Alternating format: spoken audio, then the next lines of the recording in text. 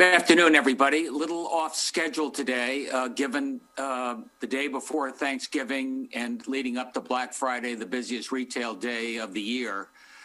Just wanted to give you time to prepare and some of our thoughts about what happens over the next, few weeks. First off, this is a special report from News 8. Good afternoon. I'm Lisa Carber. Here with Josh and Paul and David Lehman, since we're going to be talking a little bit about what we're doing with retail going forward. First, let me give you a little bit the COVID daily summary. I say that with some trepidation. Do you have that up there, Max? Let me do the daily summary first.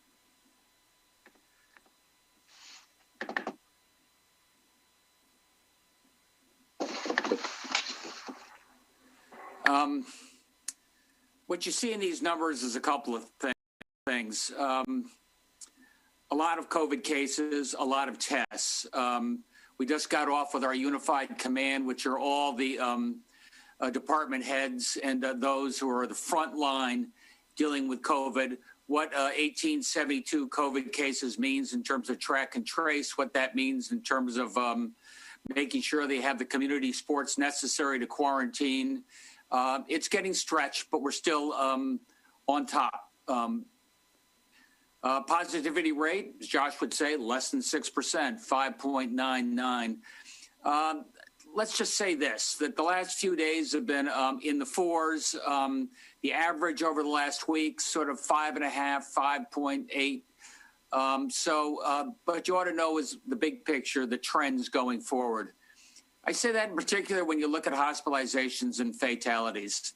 77 hospitalizations is probably the biggest increase by far that we've had since this second wave, since this surge. We've been averaging about 22 a day for the last week. Fatalities, again, we've 45 fatalities. That reflects the hospitalizations from a few weeks ago. We've been averaging, I think, about 15 a day. Let me just tell you, these numbers are important, but think broadly in terms of the trend lines of what they say. I mean, in Wall Street, they call it day traders if you focus too much on day-to-day numbers and stocks. Politicians looking at day-to-day polls, COVID looking at the day-to-day numbers.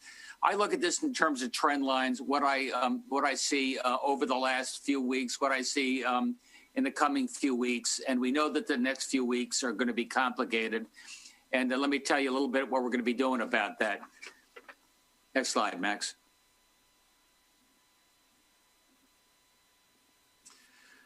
We spent a lot of time. Look, we knew November is a tough month. We knew it started with a lot of people voting. We knew it was flu season. We knew that universities sending the kids home, thousands of kids coming back. We've talked a fair amount about restaurants over the last, few weeks, doing everything we can to keep our restaurants going, keep them going safely. You can't order after 9:30, lights out at 10, what that means in terms of our municipalities being able to enforce that. We've had to, take away the liquor license in a couple of cases. But I think it gives you an idea of how hard as well our restaurants are doing everything they can to stay open safely. You've seen the plexiglass and some of the other ways that we keep below capacity and keep people distanced. I say that as a lead up to many retailers are offering safe shopping as well. Black Friday is the day we've traditionally thought about as the kickoff to, holiday, Christmas, Hanukkah shopping. And often you've thought about, hey, let's be there at 6 a.m. in the morning, be the first one in line, get that $129 flat screen TV. Well, our retailers are doing everything we can in a place where we have a 5.5, 6% COVID infection rate to operate safely, keep you safe, and make sure you have options. So when it comes to, quote, Black Friday, it's going to extend for a week. It's going to extend for a few weeks. No need to crash the line at 6 a.m. in the morning. You can reserve a time. There are a variety of options there as well. So you can get a time. Otherwise, they'll be socially distanced so that you can wait in line before you go into that retail store.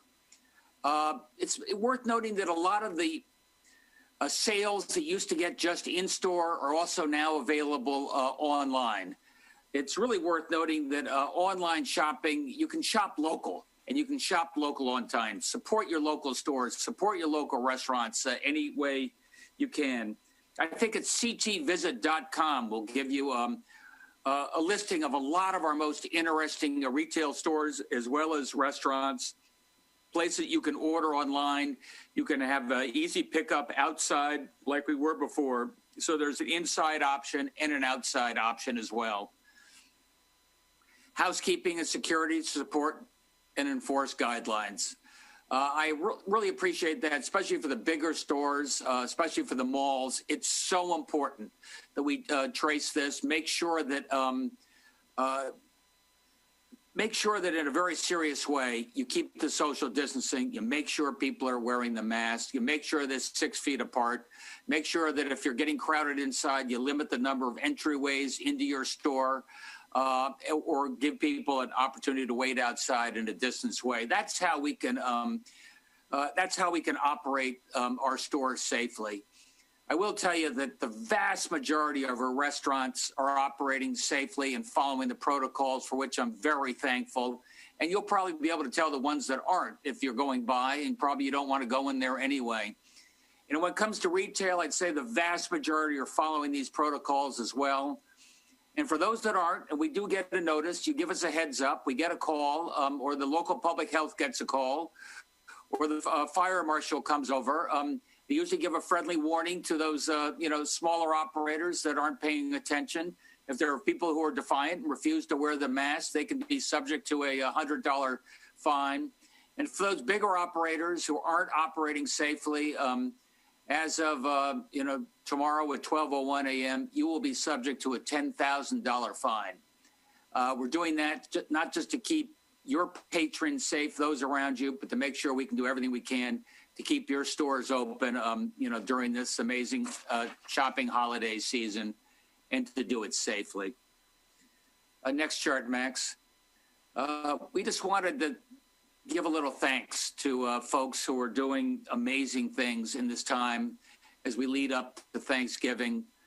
Those are, teachers, those are nurses, those are food service workers, those that are doing the testing. That's what we're trying to remind people of. As you probably know, we have Step Up Connecticut. That's going pretty well. 6,000 people have gone to the site so far. Hundreds are signing up.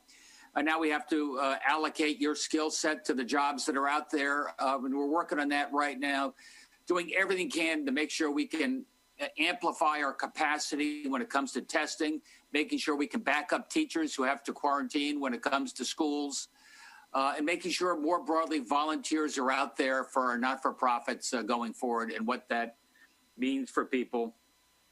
I'm also really pleased in terms of giving that our Connecticut Alert app is doing really well. We have close to 750,000 of you have signed up for it. I think that makes us far and away the most per capita in the country, for which is just amazing. As you know, you can get that on your Android device or your Apple device.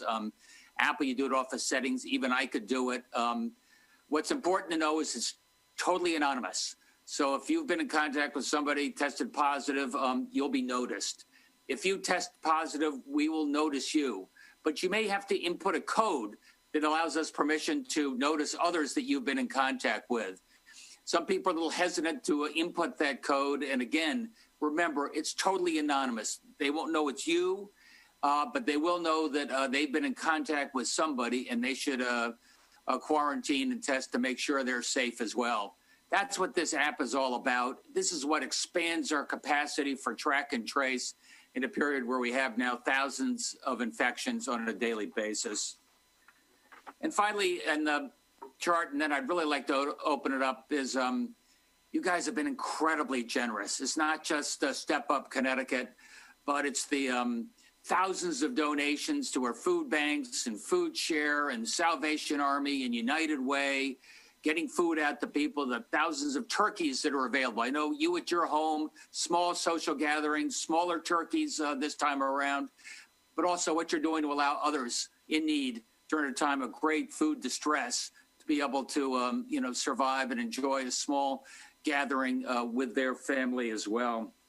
And that's what these food boxes are all about. And I was just on the call with our directors a few minutes ago, and Vanessa over at DCF just pointed out something that just really made me think. We're doing everything virtually these days. We're even doing virtual adoptions. And I think it was last week was adoption day. And 25 young Connecticut kids were adopted by parents who are going to take them in, doing that virtually. This is how this is why I give thanks for the state of Connecticut and the amazing people here. So with that, Max, David, Josh, Paul, we're ready to take any questions you may have. Channel 3 Eyewitness News.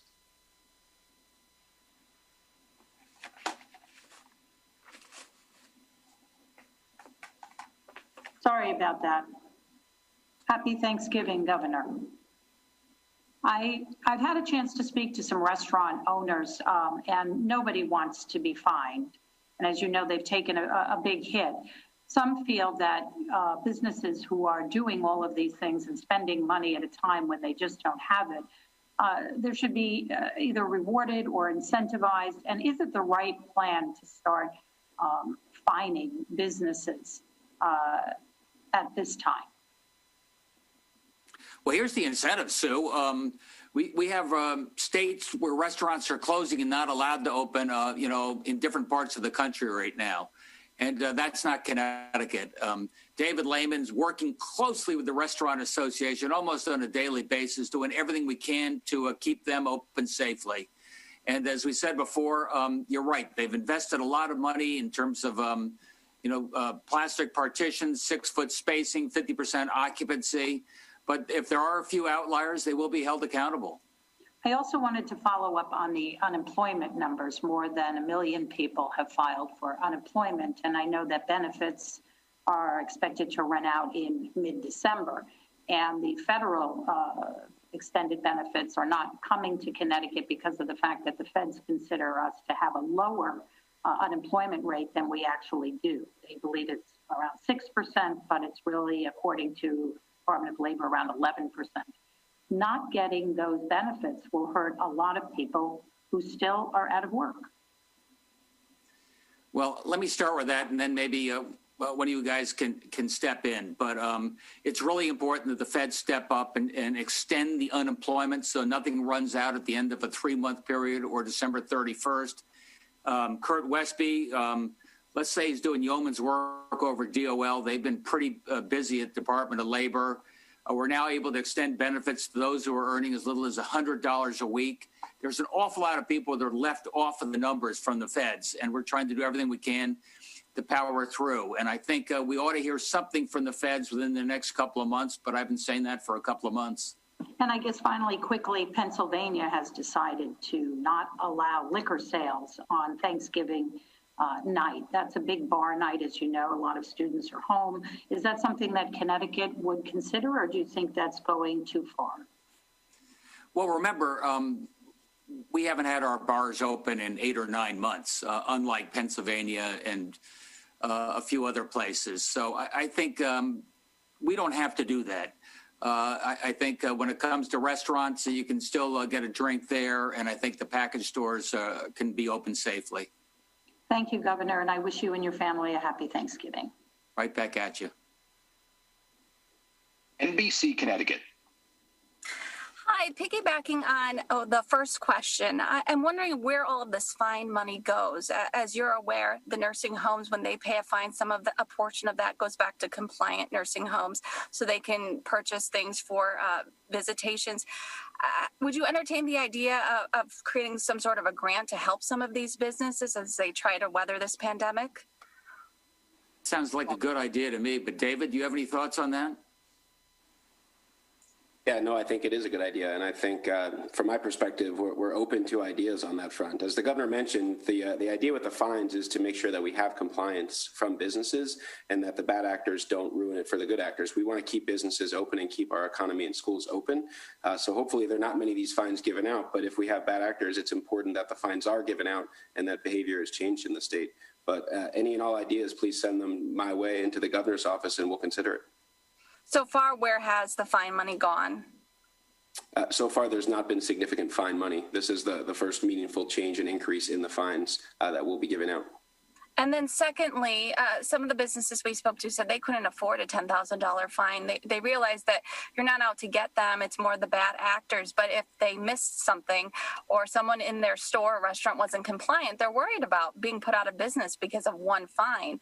Will there be a series of warnings first before they were fined $10,000? Sure, Governor, you want me to jump in here? Sure. I think, we've been in a phase really for 7 months now or 6 months since reopening where, we have been giving a lot of warnings out. And I think the intent of the $10,000 fines is really for, gross violations of the gathering size limits as well as the capacity limits in the state. So the intent is not to give these fines out. We want businesses to be compliant, and we'd like nothing more than 100% compliance. But a lot of warnings have been given out. But if there's still people that are non-compliant, they should expect these fines to be a real possibility. Thank you. News 8. Hi, Governor. It's JLatina. My question is about the fining as well. The local health directors are responsible for actually going to the establishment and doing the fining. Is there enough manpower out there? Hey, Jody. Look, some are using local public health, some are using fire marshals, some are using, municipal police and others. Again, in many cases, especially the smaller towns, the local merchant. You probably know her by name. Maybe you're in the Chamber of Commerce. There, it's usually a friendly reminder, and usually that's what it takes. But some of the bigger operators, some of the chains, those folks may be a little less receptive to local input and local warnings. Now they have a warning from the state that it could be expensive if they don't follow the protocols. And I'll also add, Governor, the other thing is we also added as part of the executive order yesterday, giving the Department of Public Health similar authorities as well to provide support to these local public health directors and local municipalities and such. The governor convened a large group of municipality leaders yesterday before this new executive order went out, and we heard loud and clear from them that compliance is important. And the one thing the state of Connecticut wants to show that we're all in this together. And if we're going to be all compliant, we all have to do it together. And so the additional support the Department of Public Health will provide through the governor's executive order will further support the local officials as well. As a follow-up, is this the compromise to not rolling back some of the communities to a phase 1 as they had requested? This is the way we can avoid having to close down. We're trying to show that over the next couple of weeks, we can bend the curve. We can operate retail safely. We can operate, restaurants safely within the hours. And that's why it's really important that we get this right now, because the alternative is rolling back. You're right, Jody. Thank you. Happy Thanksgiving. News 12 Connecticut. Hi, everybody, and happy Thanksgiving, Governor. Quickly, you kind of touched on this a minute ago, but who are you thinking is really going to be subject to these $10,000 fines? I mean, is this really aimed at like the large malls and the chain restaurants? Can you guys sort of talk about that? Yeah, we're not differentiating, but I think you're right. We said, hey, how about a $500 fine? And people said maybe for those big guys, that's like a cost of doing business, and they'll just power through. We wanted something for those bigger enterprises that maybe are not paying attention to the protocols or following some national rules instead of our state rules, that they're going to pay attention, have a number that they will respond to. That's how we came up with 10,000. I don't know, just ballpark figure, how many places do you think you're going to actually slap with a fine that big? I would imagine it can't be that many. John, I think it's very few. As you know, even our, $100 mask, it's, what is it, a dozen? It's not a big number. We're not sitting there penalizing people. We're making people aware and alert and know there are consequences.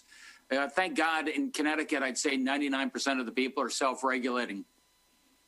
So, and last question, if I'm a mall operator and I'm really trying to do the right thing for Black Friday and the coming weeks, what are you guys' best suggestions for, I guess, best practices? Why don't you take that, David? Yeah, John, thanks for the question. And as the governor mentioned, I've been in regular dialogue with our restaurant industry, our grocers, as well as our retail industry. And I think Black Friday and really this whole shopping season is going to be different this year than previous years. You're going to continue to see more internet shopping, as you have seen, but the options to shop and shop local, importantly, continue to increase. So, for example, you're going to see not just a Black Friday sale, but you're going to see a Black Friday week sale or over the month. You're going to see mall operators and other big box retailers, as well as some of the smaller ones, have additional staff on hand to make sure that if there is a queue and make sure the capacity continues to be maintained. You're also going to see a lot of options to buy online with curbside pickup, in-car delivery or same-day delivery to your house. So you're really seeing the retailers adapt very quickly. So however anyone wants to shop, they can do it, and they can do it safely, whether that's to their house, in their car, or a more traditional retail experience.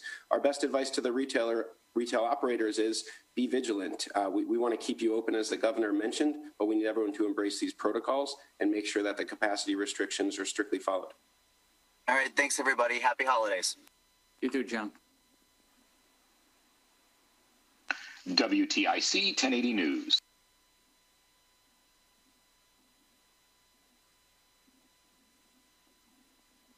Fox 61.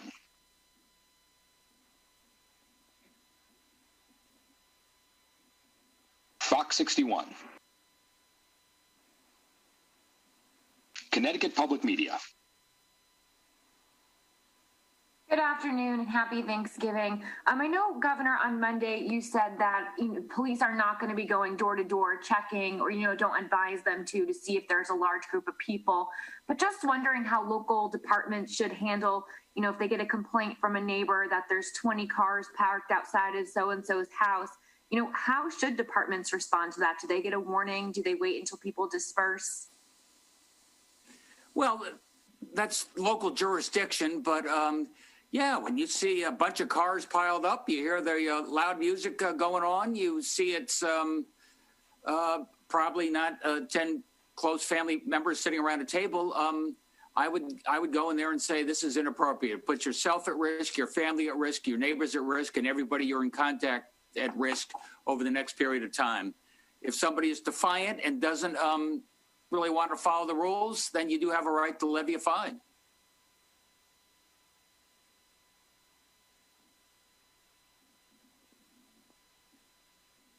The Connecticut Mirror.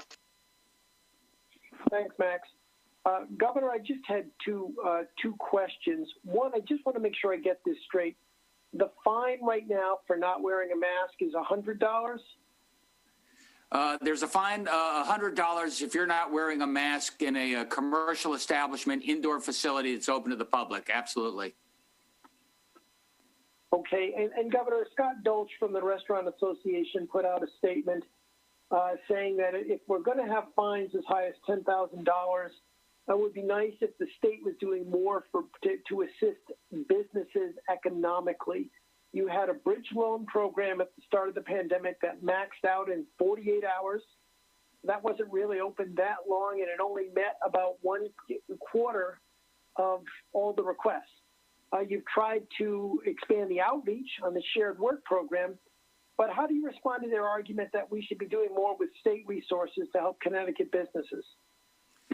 Everybody wants more help with state resources. I appreciate that. Right now, the best thing I can do for the restaurants is to allow them to stay open as long as they can stay open safely. Thank you. Thanks, Keith. The Hartford Current. Hi, everybody. First of all, I just wanted to clarify something, Governor. You said at one point that the 45 new deaths were from the last few weeks, if I heard you right. Could you just... No, that was those are numbers from yesterday. Oh, okay. I'm sorry. I misunderstood. Well, so do we have any idea why? 45 deaths in one day, that's quite a large amount. Is there any speculation? Is that lumpy data, or is that really that 4 times more people died in the last 24 hours as opposed to... I would tell you it's lumpy data, but Josh can give you a better answer. Yeah, I think that's right, Alex. There's nothing unique to point to there. As you know, there's often the deaths are the data does sometimes take a while to come in through the medical examiner and the various hospitals and so forth. So I wouldn't read too much into that one-day spike. Look at as the governor said earlier, look at the trend lines and the averages for the best read of how things are trending. Mm-hmm. And then also, I know with a lot of these measures that you guys have taken, the idea has been try to do this and see if that works before doing something more drastic. So I'm wondering what the timeline is on something like these fines. Like, how long does it take to figure out whether this kind of action has been sufficient in curtailing, the spread? Well, Alex, as you know, I mean, the number one metric I'm looking at is hospitalizations. Make sure we have capacity, make sure we have nurses and people, make sure we have ICU beds. And if we found that we're getting very close, we had to do something more restrictive, that would be what would determine for me. And so with hospitalizations, so we got to about 2,000 in the spring. I mean, are you looking at like we can afford to get to 2,000 again, or is that like an acceptable outcome in the next few months, or where is that line where it is like no longer okay that we have this many people hospitalized? Well, we're watching ICU beds, and there's less demand on ICU beds this time than last time. We're looking at hospital beds, and as you know, and we've described, you can start expanding capacity. Josh told me they started adding field hospitals in Rhode Island already, so there is some need there. And finally, it's people and making sure we have the nurses and docs necessary to be able to deal with this. Right now, we can see the trend line, and while you take one-day variables out of the mix, you can see a sort of consistent trend, and we continue to ratchet up the pressure, see what we can do to bend that curve. All right, thanks, everybody. Have a good holiday. You too, Alex. Hearst, Connecticut Media. Hey, Governor. I wanted to follow up on staffing and PPE at nursing homes specifically. Has TPH seen any issues there? I know I got in touch with the union earlier, and they said N95s are kind of hard to find right now. We just got a shipment of N95s in, but Josh, do you know what the status is in our stockpile? Yeah, no, the stockpile, the state stockpile is full. We've achieved our exceeded our 90-day goals on all the key commodities. We are aware that, certain facilities, nursing homes and others, they're responsible for procuring their own PPE. Sometimes for a variety of reasons they could fall behind, and then we're there to step in. So there could be isolated cases where that may be true, but certainly not true pervasively. And with regards to staffing, our team at the Department of Public Health is monitoring that on a daily basis. Occasionally, there can be issues. And in extreme cases, you saw at the Three Rivers Nursing Home where there were, structural significant problems, we will step in and take drastic action if it's necessary. So the team at DPH is all over this and watching the data at every one of these homes very carefully and stepping in where they need to. But there's no issues on PPE at this time. Thanks. And then, Governor, you said that the $10,000 fine is sort of a way to avoid rolling back to phase one. But after the holidays, is there a hard line on hospitalizations where you would consider rolling back to phase one? And what is that figure if you have it? I think if we found that there were a lot of violations in terms of restaurants and retail, and we were not able to operate them safely, but more importantly, if I heard from the leading hospital executives that we're getting close. Thank you, and happy holidays. You too. The Waterbury Republican American. Thanks. I'd just like to clarify something. Governor, did you say earlier that there have been a dozen fines for failing to wear a face mask and a mask in public? Yeah, I don't think I have an exact number on that, Paul, but I said that to show we're not out there handing out a lot of fines. We're really out there sending a signal loud and clear that you should be wearing that fine, and these are what the rules are. And if there is somebody who's defiant and purposely says, I'm not going to wear the mask, those guys have been subject to fines, and I think it's no more than a dozen. Maybe one of you guys have better numbers than that. Well, I'd be interested in the numbers because your office told me last week that there is no tracking on the state level of these local enforcement actions. Is there? I think that's a fair point, Paul. I think it's up to the local jurisdiction who's doing it. So probably my evidence is anecdotal. A few minutes ago, Paul Mounds mentioned the executive order and how the Department of Public Health can help out local health departments. But actually what the order says is that the Commissioner of Public Health can step in to enforce all reopening regulations and other related state laws and regulations if local officials are not effectively enforcing those mandates, laws, and regulations. So can you give us a little more background on why that step is necessary? Yeah. Well, we've always been there to back up the local any chance we can. But Paul, do you want to run with that? Yeah, I think the comment I made is still current and valid, Paul. But with that said, as the governor says, the Department of Public Health is always there to serve as a resource to the local public health directors. We have public health directors who represent multiple towns. Every one of them are not just like Hartford, New Haven, or New Britain, where they have public health directors that represent one municipality. Many of them don't even have police forces. They utilize whether it's resident troopers or such.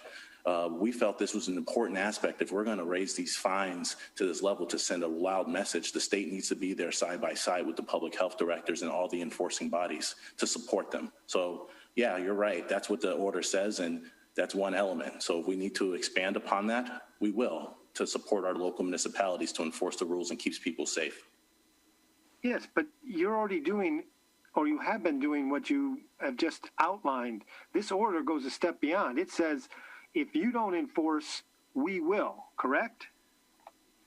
What the order says, as we've said before, is that we will support them.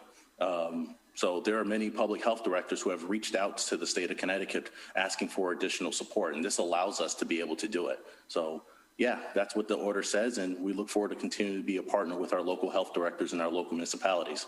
As I stated before, as the governor led a call with all the with many municipality leaders, including CCM and COST, to discuss directly about this potential expansion to support them.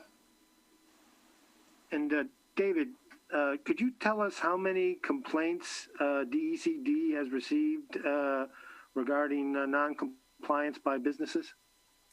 So on average, Paul, it's been between roughly 300 a week and 500 a week into the state's 211 routing portal. That is not all the complaints that we've gotten, and that's across all businesses, and that could be from employees and customers, but that's been around the average. More recently, it's been closer to the 500 mark, and the most likely complaint that we hear is business not enforcing mask wearing or business not enforcing social distancing.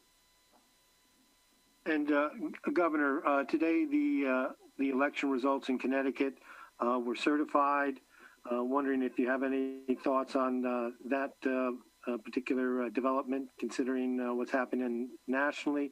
And also, it looks like about 665,000 or so people voted by absentee ballots, and the rejection rate was basically half of what it usually is in a presidential election rate. I think it's been 2% in the last few presidential cycles, and it was just under 1% this year. So any thoughts on that? Thought number one, Paul, is that especially during a period of COVID, I'm really glad people voted absentee. I think it went off very well. I think people appreciated the opportunity to be able to vote absentee. I think it kept our long lines down to some degree on what would have been a very, very busy election day. And I think we ought to learn some lessons about that going forward and hear legislature's point of view on extending this to other elections. And I think the election happened. It was November 3rd. Now it's a few weeks later. It seems to me that there's a slow transition of power that's beginning to take place on a peaceful basis, something this country's done pretty well for, well over 225 years. And I look forward to that happening. We're here talking about COVID. It's really important. As we got the vaccines coming out, as you probably heard, we're going to get tens of thousands of our share of the Pfizer vaccines this coming month. And as we put in place the protocols and how we get that distributed and how we track that, support from a federal continuum from the COVID task force is really important. That's why this transition is so key to get it right. All right. Well, thanks very much, and everybody have a safe and enjoyable holiday. You too. CT News Junkie. Thanks, Max. Hi, everybody. Governor, you talked to a lot of these businesses and retailers, restaurants, and I don't think anyone's making excuses for the bad actors out there. But I think a lot of them may see this new $10,000 fine as maybe unhelpful messaging as they're trying to sort of convince consumers that their operations are safe this season. Is that a concern that maybe you guys weighed as you planned this announcement of this new fine, this whether or not it was, as you said, most of these retailers are probably doing it as you want, right?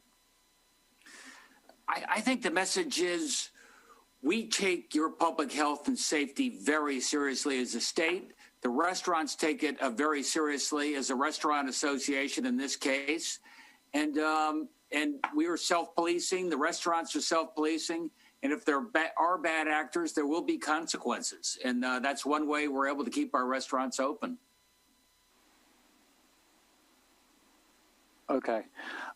Getting back to something. Sorry, Governor, if I may here, I actually think the messaging is slightly different. It's done safely with the state's reopening protocols. We think eating indoors, we think shopping indoors is safe. We just want to make sure that it's taken that the proprietors are taking it very carefully. 8 months into this pandemic, there's a bit of fatigue, but done with the safeguards the state has, we think it is safe. We just want to make sure that bad actors don't continue to, cause unnecessary spread, because that's ruining for all citizens of the state and folks that are doing it the right way. So we think this is a pro-business message for those that are taking the protocol seriously. Yeah, well said. Yeah, thank you. Getting back to something Paul brought up, the face mask fines. I know that this is probably going to be a very small number fiscally, but these fines, I think, eventually go to the general fund, the state general fund, right? So is there going to be a point where we, as the state, have a number on this? So that the general fund is the default. That's correct. But there was a question earlier, if there were other ideas on if there was a meaningful amount of money as a result of these fines, and we still don't know that that'll be the case. We hope not. We hope there's compliance, but we're open to ideas. But if it does go to the general fund and the number gets significant, we'll certainly make sure that this group and the public is aware of the total fines that are given. Okay, thank you. And maybe this was asked already, but do we have, what's the 7-day average for percentage infection rate? Is that about what, 5.6%? 5.5. 5.5. Okay.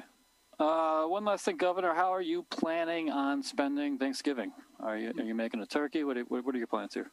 Well, I'm here at home. I've got my 3 kids, 1 fiance, and 1 wife. And it's going to be us sitting around the table with a smaller turkey, and a little different than what our usual Thanksgiving is. I'm sure that's true of each and every one of you, but I still treasure the day and doing it safely. All right, thank you, and happy holidays, everybody. Thank you. The Associated Press. Good afternoon, everyone. Happy Thanksgiving. Governor or Commissioner Lamont, do you have projections on how this latest COVID surge is going to affect small businesses? And are there plans to use any state funds based on those projections if Washington doesn't act? Well, I'll start on that. I mean, most of the modeling we have seen keeps getting pushed off. We had hoped probably by December we'd be cresting on the backside of the second wave. I think most of the numbers we're looking at now suggest that could be mid, even late January. Thank goodness we have a $3 billion rainy day fund. I can't use that to bail everybody out. But we can do is make sure that when it comes to testing, when it comes to the vaccinations, when it comes to public health, we can't wait for the federal government. We got to make sure we have our preparations in place and we can get those vaccines out to people on a safe basis. And we're not going to, wait for the U.S. Senate to get their act together. Does that mean there are no plans to use any of the rainy day fund money to help small businesses in the state? Well, as you know, with the CARES Act money, we've done tens of millions of there for landlords. We've done it for small business. We've got, the 5,000 grants that $5,000 grants that are going out to at least 10,000 businesses. So we've done a lot with the federal money that we received that is CARES related and has to be put to work by the end of December. For our own internal resources, which is the rainy day money, I'm really focused on public health. And that's a bridge until we get that money, I think, reimbursed by the feds a little later. Yeah, Governor, it's David. I would just add to Dave's question, economic projections in the time of COVID are an inherently risky proposition. They're risky in normal times, but COVID's been very unpredictable. So we look at a lot of the current economic indicators in terms of activity, but making projections in the future, there's just a lot of uncertainty around that. So it is tough to do that with great accuracy. As the governor mentioned, though, at DCD, we are finalizing the $50 million small business grant program, where we expect to give 10,000 small businesses a $5,000 grant, as well as a program to help performing arts in the state of Connecticut for $9 million. So we're constantly talking to businesses. We understand that need is there, and that need is growing, and we're going to do what we can within the resources we have, and we'll maintain that dialogue. So we're going to keep at it here. Thank you, and have a good holiday. Thanks. You too. And finally, Fox 61. Hey, good afternoon, Governor, David, and everybody. This is Tony Terzi. Just wanted to follow up on the $10,000 fine that is out there. Talking to Maritza Bond, the health director in New Haven, she said that she and her task force have had encounters with Walmart, stern encounters on a couple of occasions. Do you have that Walmart in New Haven on Fox and Boulevard on your radar? And are there other similar big box type stores on your radar already? Why don't you take that, David? Yeah, sure. So thank you for the question, Tony. On my radar specifically, no, but I certainly will follow up with my counterpart in public health and at the local level. But most of the enforcement and a lot of the knowledge in terms of where some of these problems are is at the local level, which is why the enforcement's there. And I think, again, 8 months into the pandemic here, there's a pretty good sense of where some of these problems are at the local level. And now we're trying to provide more tools to be helpful on enforcing and making sure that we do have the compliance that we need. And with regard to compliance, as you all have heard, in Oregon, the governor has essentially encouraged folks to rat out, if you will, their neighbors who are holding gatherings larger than 6 people. And those folks, according to an executive order there, would be subject to hefty fines and maybe even 30 days in jail. Would you subscribe to this sort of approach, Governor, or anybody on the dais, if you will, today, about having residents calling local authorities, health department on their neighbors? Well, the way you asked the question, I'm not recommending you sit around ratting out your neighbors.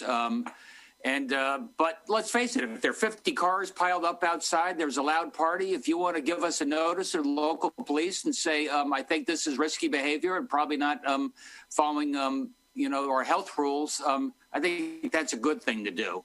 But right now, no, we're not urging people to do something like that. Okay. And finally, with regard to some of the smaller fines, I just wanted to clarify. It's a $100 fine for mask violations, and for businesses who have overcapacity, if you will, for instance, grocery stores over 50% capacity, that could be $500. Is that correct? It's David. That's actually. I think the $500 was more oriented towards those large private gatherings. But David, you want to take that? No, that's exactly right, Governor. The $100 is for not mask wearing, not distancing in a place of business, or if you're just very close when you need to be wearing a mask outside of it. The $500 is for the gatherings. If you're arranging a non-compliant gathering, that's where that fine comes in. That's not a business fine. Thank you for the clarification, and have a happy and safe holiday weekend. You too, Tony. No more questions. Well, let me just say on behalf of Max and David and Josh and Paul and our team, we wish you the very best for this Thanksgiving season. And when it comes to remembering people, remember those who know that COVID doesn't take the day off for Thanksgiving. And those are nurses, and those are food service, and those are folks taking care of those in need. There are a lot of people that we owe thanks to who are stepping up in this incredible time of need. And for that, I am very thankful, and I hope you are as well. And be safe. Talk to you soon.